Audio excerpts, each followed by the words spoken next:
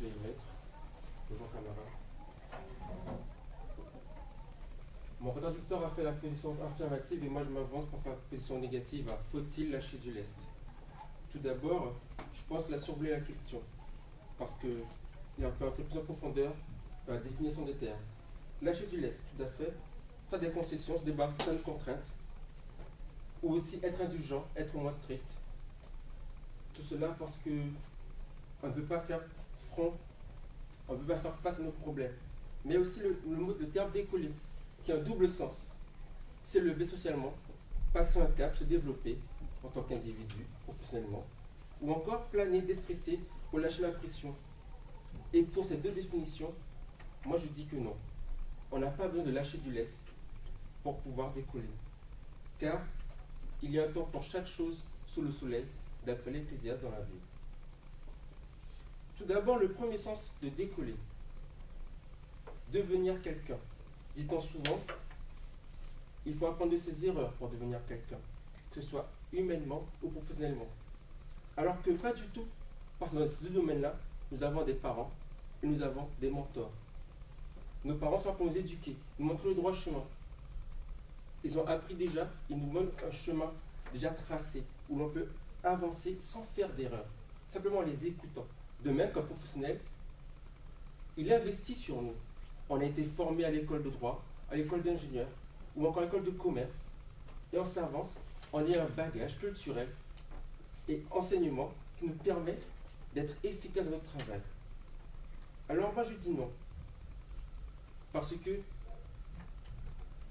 si on respecte l'enseignement de nos parents, on devient quelqu'un de mature, sans avoir besoin de lâcher du lest.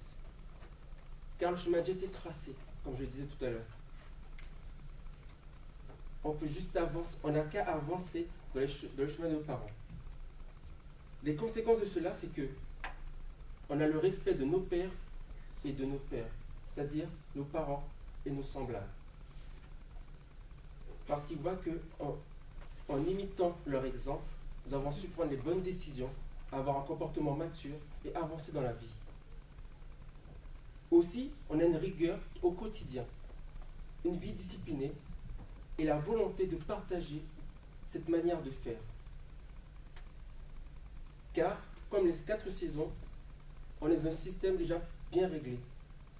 Comme tout d'abord, dans l'agriculture, il faut d'abord labourer, semer, arroser, pour ensuite moissonner. Et à ce moment-là, on peut bénéficier du fruit de notre labeur. De même, dans le second sens de décoller, d'un point de vue hédoniste, on n'a pas besoin de lâcher du lest parce que justement, après le labeur vient le réconfort. Après l'effort vient le réconfort. De même, pas besoin de sexe à outrance, d'alcool ou autre substance pour pouvoir décoller.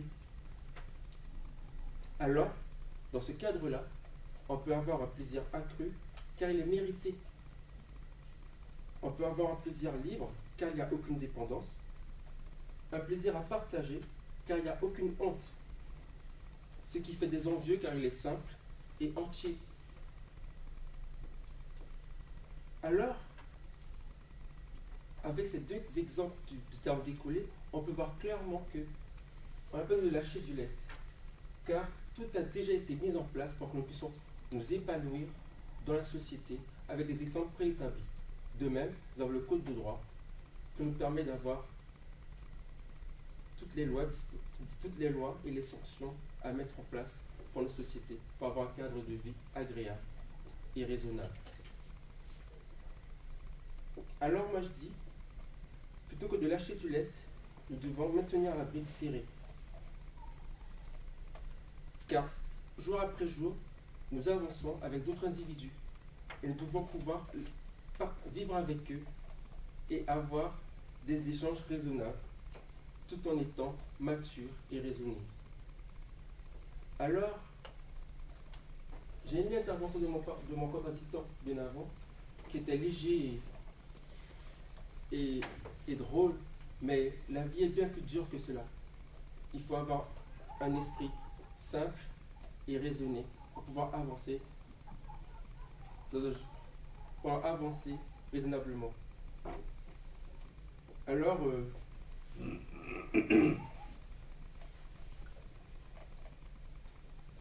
terminerai en disant qu'on n'a pas besoin de lâcher du lest pour